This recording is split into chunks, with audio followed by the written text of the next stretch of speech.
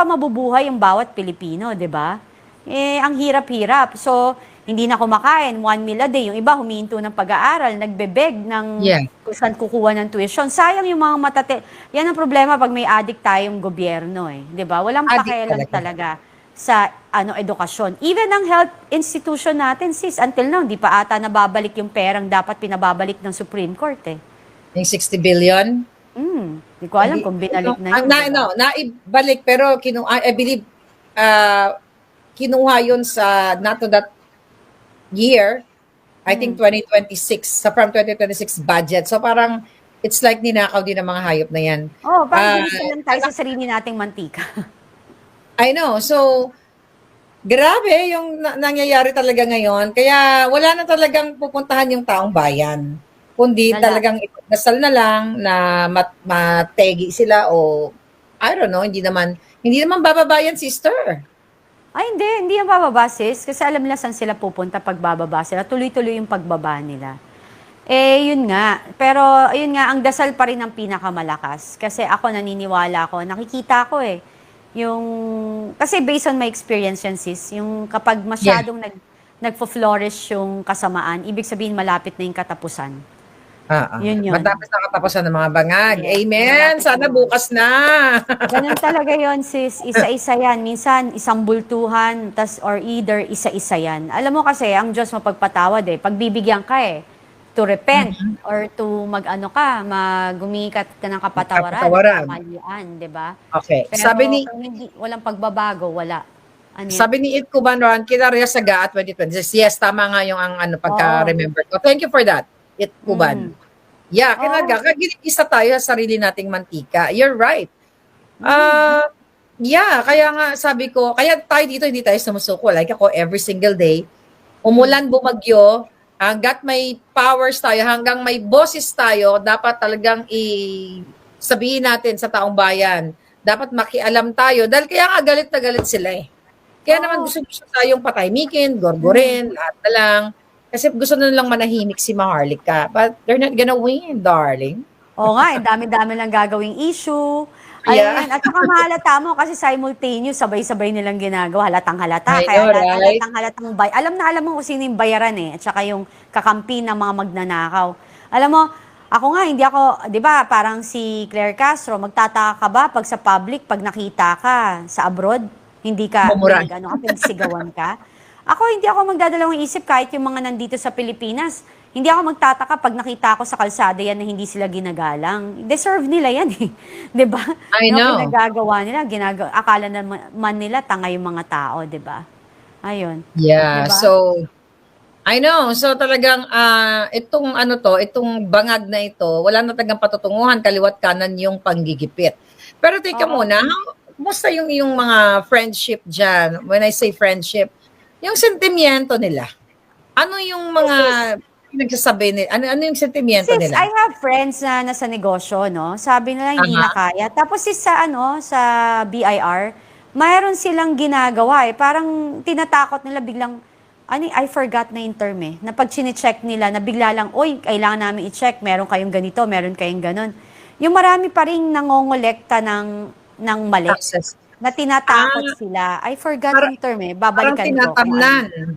Oo, Ano yun yung like sa taxes? Are we talking sa taxes ba nila na may mga deficiency? Oo, na biglang sabihin na, meron kayong, parang i-check yung business, tapos hindi na talaga kaya. Kasi sa sobrang taas ng mga bilihin, at saka yung raw material, sana yung mga manufacturer, hindi na talaga nag-aano na lang sila skeletal. So, ang dami talaga maapektuhan. Di ba, nga daw, parang tumaas ang nawalan ng trabaho ngayon. Kasi ang dami nagsasara eh. At saka actually, skeletal. kung tama yung, even mga mayayaman or billionaires, nabawasan daw yung kanilang yaman. So meaning, hanapin ko lang yung article na yon. Yung mga billionaires o millionaires, kung dati kumikita sila ng ganitong certain amount, ay bumaba na yung kanilang pera. Yung kanilang assets bumaba na ng bonggang-bongga. So, anong reason yan? Di ba dapat pag negosyante ka, yumayabong ang iyong kita. Pero ang yumayabong, yung mga politiko lang. kasi nagnenegosyo sila ng illegal sa gobyerno eh. Pero ang ibang mga nagnenegosyo siguro ng tama, naapektuhan talaga sila. Yeah, yeah. And saka hindi lang yon sis.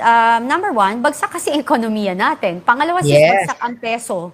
So, kunwari, ang pera mo is peso, tapos ang dollar is 61, almost 62 na, talagang mababawasan yung kayamanan mo, di ba? Yeah, kasi pag bibili ka ng mga raw mats sa ibang bansa, you use dollar and oil dollar. Kaya talagang apektadong-apektado. Kaya nga sis, ang lakas ng loob nung nung mga bumabanat din sa China. Hindi tayo pro-China, pero let's be practical. Maging pro-PH tayo, no? Una, Correct. yung bumabanat sa China, ang dami nating raw materials galing sa China. Ang dami nating negosyante na nakikipag-deal sa mga sa China. So ngayon, sabi ko nga dyan kay Tariela, kung malakas talaga loob mo, tsaka ang Ibala niya ilong niya. maging hero ka na, 'di ba? Awayin mo na makapagyera ka, hindi ka puro optics papansin na inaaway mo lang sa ganyan pero wala ka namang aksyon, puro daldal, 'di ba? So awayin mo na, itodo mo na, 'di ba? Hindi yung puro ganyan. Ang hamon ko nga, kaya nyo ba talagang panindigan? Kasi una, pauuwiin lahat ng OFW, mabibigyan nyo ba sila ng kabuhayan or trabaho? I Diba? know. Alam mo At yun? yung recent, ito yung mga kavaong napakalat-kalat dyan Oh. na nilagay nila yung ambassador, si President Xi. Anong comment mo, sister, about that? Sis, ako naniniwala ako makakaliwayan. Talaga nagkukos ng gulo. Alam mo, nagpo-flourish ngayon yung mga makakaliwa at napapabayaan yun, no? Hinahayaan na gawin nila yung mga bagay-bagay. Ang luwag. Kasalanan din to ng gobyernong bangag, eh. Diba? Kasabutan nila yung mga kaliwa. At saka hindi lang yun, sis. Parang even yung mga military, naaawa ako kasi baboy na sila. Diba? Yung men in Sige na, uniform. maawa muna sa kanila. Ayaw naman nila sis manindigan. Ang tagal nainis na ako. Alam ko marami tayong friends dyan. Pero kailan kayo kikilos? Para kumampi sa taong bayan. Binababoy na sila sis. Binababoy yung taong bayan. They have to, speak up. Malay mo, di ba? Bigla na lang sumabog yung mga yan. Di ba? Hindi natin masabi. Sumabog na yung kailang Damdamin na. damdamin. Oo, Nasabi diba? nila, tama na. Eto na ang pagkakataon. Boom! Hindi kami napoprotektan. Isipin mo, lantaran, kabaong, tapos dapat hanapin yun yung mga coaching naglagay nun. Kasi may CCTV yan Sis, yeah, exactly. May CCTV Diba? yun, sis. Huwag nila tayong hanapin lolokohin. Mm-mm. Huwag nila tayong lolokohin, sis, na hindi nila kayang hulihin yun. Kaya yun. Putya, may coaching yun Kung yung heartbeat nga daw sa ilalim ng lupa, nakita ni Tore, yun pa.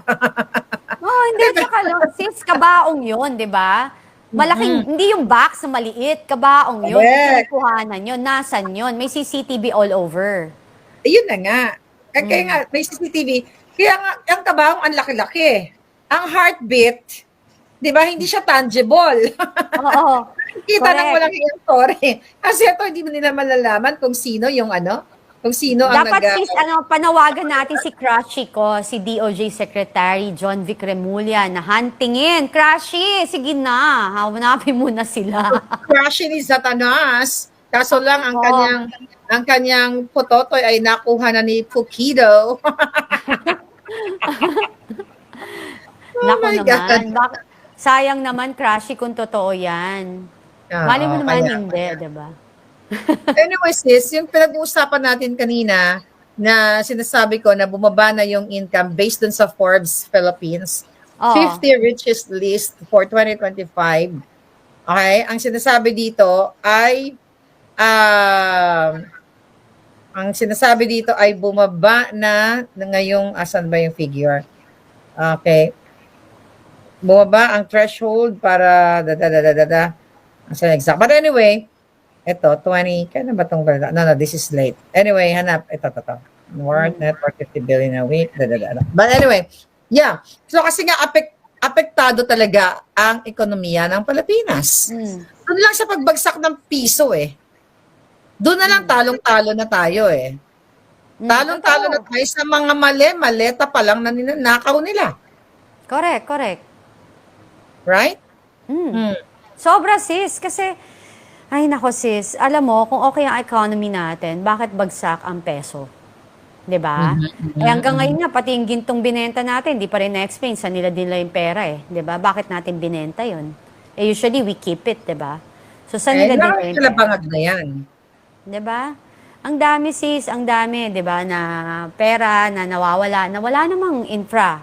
Walang infra, walang development, walang anything na nangyayari sa atin. Magkano lang ba ang ayuda na akap, 'di ba, na yung mga 'yan. Pagsuhol na sa mga Oo, 'di mahirap, ba? ano? Oo, 'di ba? Eh ako naman alam ko na ang mahihirap matalino rin. Alam naman nilang sinusuhulan lang sila. So ang kanila rin naman sis is simple lang. Eh kesa naman nakawin nila, tanggapin na nila, 'di ba? Okay din naman 'yon. Pero sa malapit na sis, 4 months to go, 2027 na, 'di ba? So sa 2027, isang taon na lang na naman. So dun sa I know. mga boboto sa 2028, paglaban nyo talaga at huwag kayong papayag na dayain kayo. Maging matapang kayong tumayo at bantayan nyo ang mga boto ninyo.